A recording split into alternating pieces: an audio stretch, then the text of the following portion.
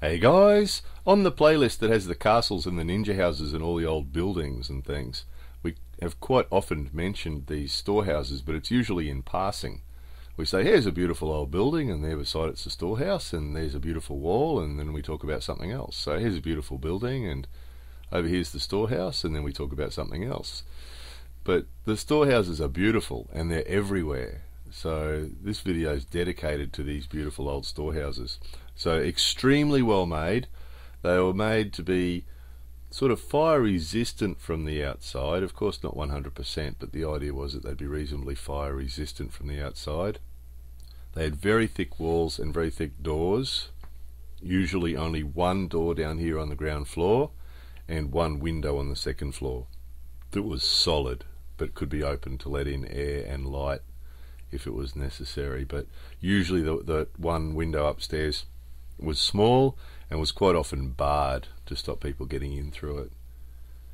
But extremely well made because it was so important. Quite often the storehouses kept their supply of food for the year. So during the harvesting season, and when they get opportunity to get rice, of course they'd fill the place up with rice, and when they got the opportunity to get fish, they'd fill it up with fish, and when they had the opportunity to get pickled vegetables and things, they'd put their pickled vegetables in here. So it was really important all year round to keep the food in here, to be able to get the food, and also valuables. So these boxes had valuables in them.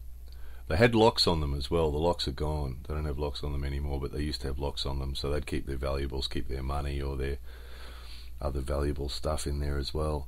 So because they were so well made, if they were reasonably well maintained, you'll still see them. So anywhere in Japan where you see a big house or a bunch of big houses together, quite often you'll see a storehouse, and these are just in people's backyards. So you know, there's a sort of a fairly average house there, and there's a storehouse next to it. Interesting too that you see these all over Japan, and almost always the same design, which is quite amazing. Just must have been a good design, so everybody used it, I guess.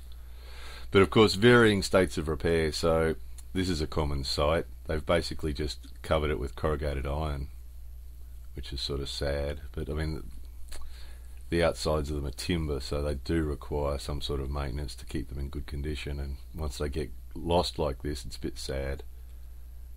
But it's, again, it's the same design with that little window at the top.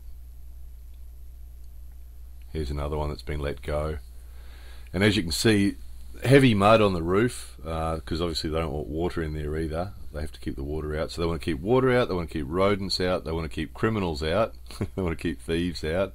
So they're built very substantially, but if they're not maintained over a period of time, they start to fall apart like this, which is sort of sad.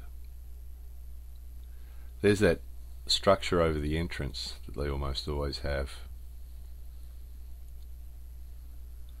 But the old ones, it's sort of sad to see them in this condition, but they're still a beautiful thing. If you look at it like, you know, look at this one, it's sort of a bit of a work of art. This is very close to where we live. See this building every day, and it's something sort of artistic about it, you know, something sort of beautiful about it.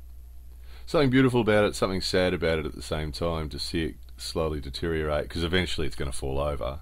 The solid timbers inside will keep it up for a while, but once the outside starts to go. And this is actually a temple, and we're going to finish on this one because it's a reasonably good example. Nice, positive, good condition one to finish with. But here's the temple's got its storehouse, because obviously there's people who live at the temple, you know, the local priest lives at the temple, and also there's lots of stuff that they store here for ceremonies and for festivals and things like that. So they need a secure place, secure, dry, safe place they can keep things. So they've maintained the storehouse quite nicely. Anyway, hope you found that a bit interesting. Storehouses in Japan.